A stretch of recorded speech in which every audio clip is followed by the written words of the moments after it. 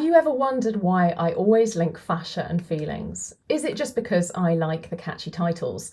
Or maybe it's because the key to unlocking your emotions is woven throughout your entire body.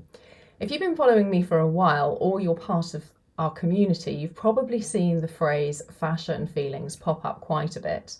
Today I want to explore why these two are so interconnected and why it's such a central theme to my work. I'm Savannah Alalier and welcome to the latest episode of High Functioning Human podcast, where you get to connect to yourself as a high functioning human. So why do I link fascia and feelings? If you've listened to enough of my podcasts, you may have noticed that I often start with a topical story and then circle back as to how it affects your fascia at the end. Sometimes the link is obvious, but sometimes it might be a little less so, but it's always there. So what is the basis of this connection? Well, everything you're feeling affects your fascia, and I mean everything. I use the word "and" to link the two topics, but really it goes beyond that. You almost want to be thinking about it like fascia is feelings. So how connected are we really talking? Well, when we're talking about fascia, it's a lot more complex than you might realise. Although we've technically identified over 600 muscles in the human body, every single one is interconnected through the fascia. And that's what myofascial means, muscle and fascia together. So if you think about it, in a way, we have just one muscle because of this interconnection, one cohesive unit. Beyond this, your fascia has over 250 million nerve endings compared to your skin's 200 million. Some scientists even call it our richest sensory organ, which I think is such a fabulous description. What a fun language to be showing up in a research paper.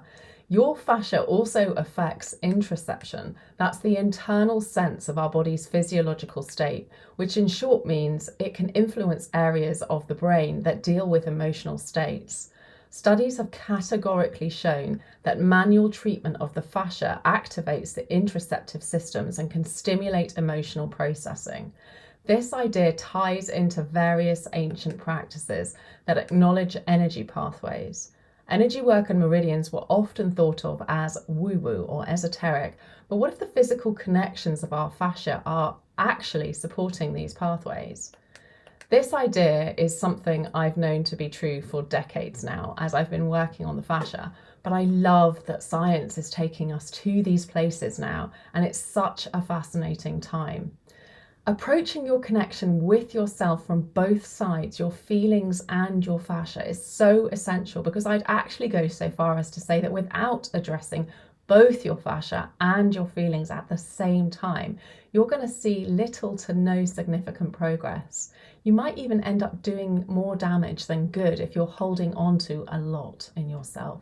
You also need to remember that this journey can take years because stuckness happens over time. If your fascia is habitually stuck, especially if you've experienced trauma, it will need repeated work. So you need to be kind to yourself. This is why my Your Face Symmetry programs are broken up into 3 levels, with the second and third levels bringing the importance of the emotional processing into the mix and some tools around doing this work together. Learning to listen to your body, really tuning into what it's telling you, is fundamental. Your body talks and it comes down to your fascia and your feelings. Acknowledging this connection is an invitation to explore how your emotions manifest physically and how caring for your fascia can in turn support your emotional health. So the next time you see one of my fascia and feelings videos or emails, I hope you'll remember this deeper connection. It's more than just a catchy title, it's a philosophy that recognizes the profound link between your physical and emotional self. Remember, trust your instincts and follow your intuition because the world needs your voice and the magic it brings to us all.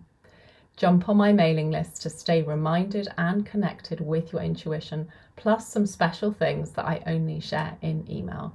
I look forward to catching up with you next time on High Functioning Human Podcast. Take care and talk soon. Because it would actually, if you've experienced trauma, it will, and it can take years because I don't know why I'm tripping on that one.